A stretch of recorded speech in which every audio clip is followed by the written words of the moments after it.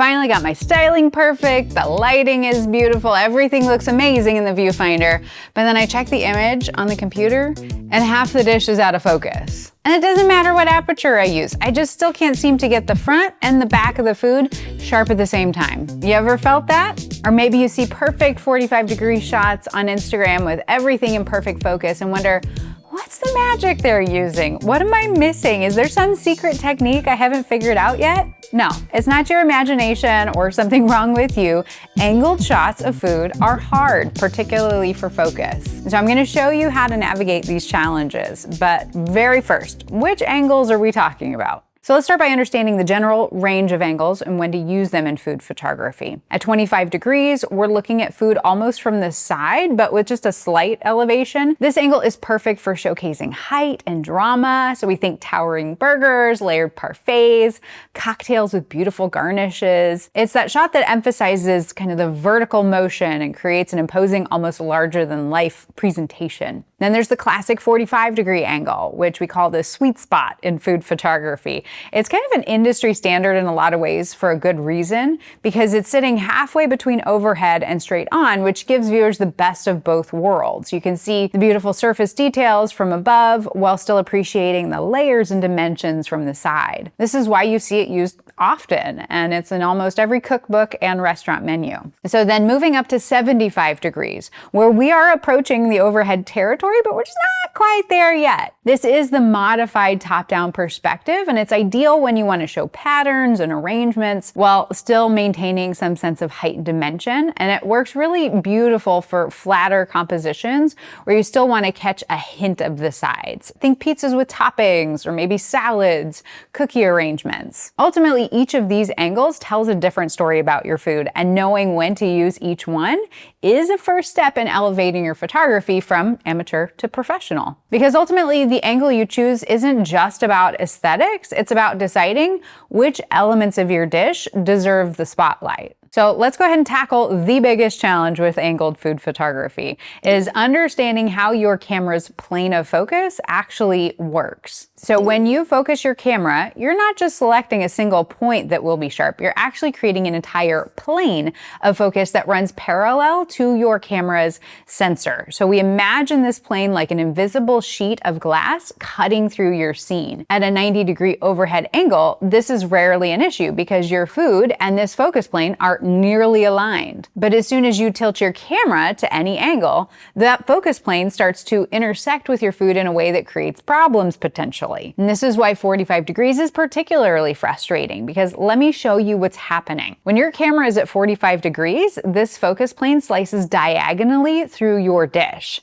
If you focus on something in the middle, both the front and the back elements fall outside the plane and appear soft. Whereas if you focus on the front, parts of the middle and bottom go blurry. Focus on the back and you lose sharpness in the foreground. And the taller your dish, the more pronounced this problem can become. So like here's this bundt cake where I focused on the front edge and you see how the bottom and back edge are completely out of focus? That's not operator error, it's just physics working against us. Now the problem is less severe at 25 degrees because more of your subject tends to fall within that plane running through the front elements. And then at 75 degrees, you're closer to overhead, so more of your food naturally aligns with the focus plane. And so understanding this intersection is the first step to solving the 45-degree focus challenge. It's not just about selecting the right aperture, it's about working with this plane rather than against it. Because you could select, say, f/16 for a really wide depth of field.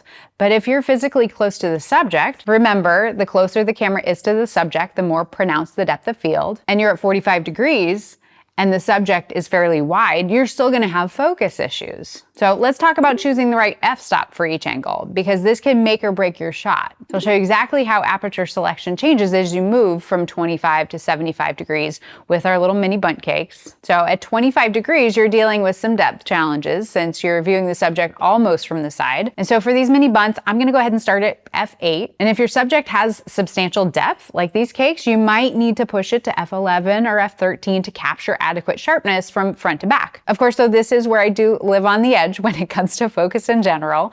I love bokeh and the softness it imparts on an image. So for me, as long as the spot where the eye naturally lands and enough of the subject is in focus that it's not distracting or confusing for the viewer, I don't mind focus falling off in certain areas. But for tricky subjects like this, I will use manual focus to make sure that the exact spot where I want the focus to be is set. Now, if you haven't used manual focus, or you want to go more in depth on autofocus versus manual focus and how to really master that skill, I have a previous video linked down below for you. But for me, manual focus to this spot at the front of the cake, F8, we take a look. How's it look? It's pretty good.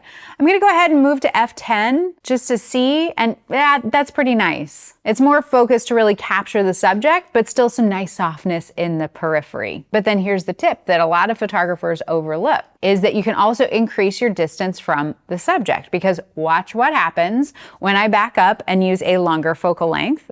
Maintain the same framing, but by moving a few feet further back, I can actually drop from F11 down to F8 and still maintain similar sharpness throughout. This works because increasing the distance extends your depth of field at any given aperture. Now, what if I'm a real bokeh nut and this just isn't doing it for me? And I'm like, yes, the subject is sharp, but I'm just not getting the overall mood that I was going for. I want more of that soft fall off. Then that is absolutely a case for focus stacking, which is a more advanced method, does require some work in Photoshop, but it can get you the best of both worlds. And I have a video about that link down below. Tilt shift lenses are yet another option, but the investment there is quite significant and deserves an entirely separate video. For now, let's go ahead and move on to the 45-degree angle, which honestly, like we've said, requires the most careful aperture consideration. And this is where, again, many photographers go wrong. With our mini bunts, I'm gonna go ahead and start at f10 as my starting point. But again, the exact aperture really depends on how much of the cake you need in focus, how large is your subject, how far away from the subject you are. This is where you use your own personal critical thinking skills. But if we just do a comparison of how f6 looks, we only get a thin slice of the bun. While at f13, we get a lot more detail throughout most of the cake. And of course, this distance technique works brilliantly at 45 degrees too. So if you're struggling to get everything in focus, even at f16, just try backing up a few feet, zooming in, see how much more of the cake stays sharp. I honestly love this approach because it just lets you use more manageable apertures like f9 or f10. Just always keep in mind, it's that plane of focus. How is it slicing the subject? How can I position the camera so as to get the plane to rest in the optimal position relative to this subject and aperture? So then moving up to 75 degrees, you get a welcome break because as you approach the overhead, more of your subject just naturally falls within the plane of focus. So for these mini bunts, I can drop down to f7.1, f8, still maintain good sharpness across most of the subjects. And even at this angle though, increasing your distance can also help if you're working with multiple elements at different heights. So let me show you the same exact bundt cake shot at an identical framing, but with different combinations of distance and aperture at each angle. And just notice how you can achieve similar depth of field results at either a closer position and smaller aperture or a more distant position with a wider aperture. Now, one other thing to mention is that in these cases, a tripod is invaluable. You've seen me working throughout all of this with a tripod because it not only helps to maintain the framing you want, but you can also adjust to hairpin precision with your focus area in manual focus. Now, if you're having issues with the focus shifting when you set it to when you capture the photo, this is then where a remote trigger can help so you're not touching the camera. Because even by pressing the button, sometimes it slightly moves the camera and then it shifts your focus and you're like, why isn't it in focus? I love this one in particular and I have it linked down below. But now how's that feeling? You got some confidence to tackle the angles? If you do give these tips a whirl, which I always recommend because of course we learn best by doing, not by just watching, go ahead and share your photos with us over in the community at community.thebiteshot.com. We'd love to see your work and help you troubleshoot any issues you're having. So with that, thank you so much for stopping by the studio. I hope you have a fantastic day full of crisp, sharp focus, that you stay out of trouble, and I'll see you soon, okay? Bye, bye, bye, bye.